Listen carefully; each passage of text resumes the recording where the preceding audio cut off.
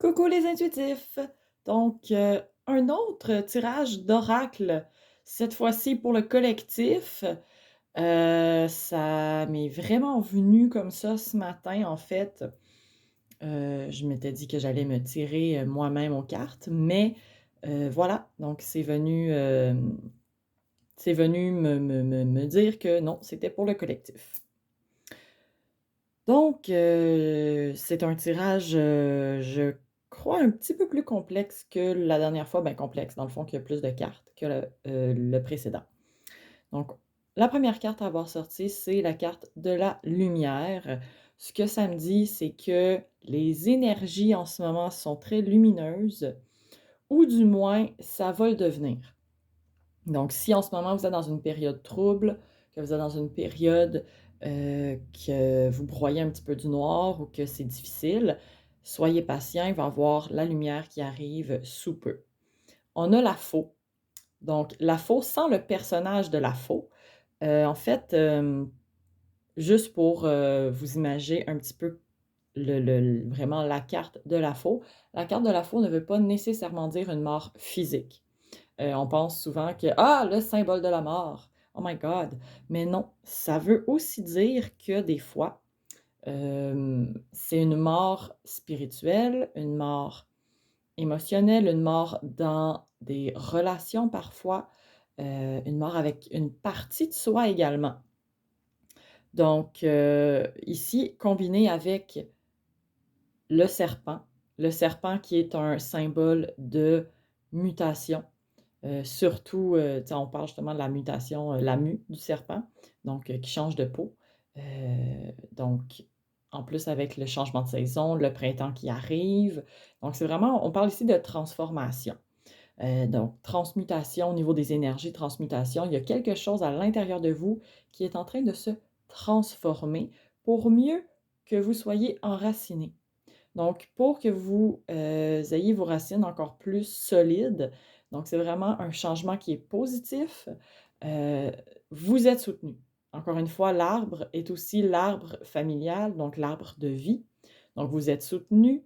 Votre arbre, il est beau, il est puissant, il est solide et vous êtes également soutenu par les guides spirituels. On se rappelle que l'éléphant est un guide spirituel qui parfois aime bien mettre des obstacles sur notre route pour nous faire grandir. Donc ici, justement, ça peut être quelque chose qui vous fait grandir.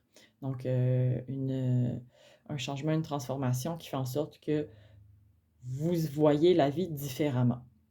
Donc vous êtes guidé.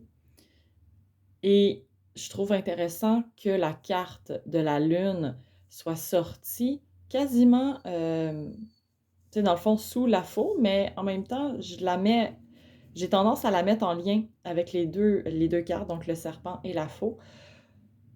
C'est un peu un symbole justement d'acceptation. Après tout changement vient le moment d'accepter le changement, d'accepter ce qui se transforme. Et ici, on parle de lumière et d'ombre. Donc, acceptez votre lumière autant que vos parts d'ombre. Acceptez que vos parts d'ombre en ce moment sont peut-être un peu plus grandes que vous l'aimeriez, mais que dans tout changement nécessite autant de lumière que d'ombre. Donc, de ne pas avoir peur, justement, et à côté de l'araignée, justement, que pour certains, vous voyez cette image-là et puis vous capotez un petit peu. Vous vous dites, oh my God, une araignée est dégueulasse. Mais l'araignée, c'est un symbole également de courage. Donc, ben, de courage, oui et non. L'idée, c'est vraiment elle vous indique de creuser, d'aller, puis un peu même la faux aussi, la faux, c'est utilisé aussi là, pour les, je cherche mon mot, mais en agriculture, hein, anciennement en agriculture, la faux était utilisée pour labourer les champs. Donc ici, l'araignée vous invite à creuser à l'intérieur de vous, creuser justement dans cette noirceur qui vous habite pour trouver les cadeaux, pour réussir à trouver qu'est-ce qui cloche, mais surtout qu'est-ce qui pourrait être transformé. Et l'araignée vous dit aussi que nos peurs sont souvent irrationnelles. Comment est-ce qu'on peut avoir peur d'une aussi petite chose, qui est une araignée? Comment est-ce qu'on peut avoir peur d'être stressé? Comment est-ce qu'on peut avoir peur du changement, du jugement des autres, et cetera? Donc, peu importe ce que ça vous dit ici, quelle peur est irrationnelle chez vous? L'araignée vous dit également: armez-vous de patience. Une araignée qui tisse sa toile, c'est long, c'est beau, c'est magnifique, c'est créatif. Faites preuve de patience et de créativité. Et de votre côté féminin, parce que l'araignée est aussi un symbole de féminité. Donc, peut-être de... Oups, j'ai eu un petit bug. Peut-être de vous laisser envahir par votre féminité, tout simplement. Donc, laissez jaillir ce côté-là émotionnel, émotif. On parle souvent que le côté féminin ou le yin est plus yin-yang, ombre et lumière ici. Donc, ici, c'est vraiment la féminité. Donc, peut-être justement la féminité, la lune aussi, symbole de féminité. Féminité qui revient beaucoup. Féminité, voilà. J'ai rien d'autre à dire là-dessus. Donc, laissez-vous imprégner par ça. Et après avoir fait preuve de patience et de créativité, vient le moment de connexion. La plume noire, c'est un symbole de connexion puissant avec le divin, avec l'univers, avec ce qui vous entoure. Si elle ressort, c'est vraiment pour vous dire, vous n'êtes pas seul.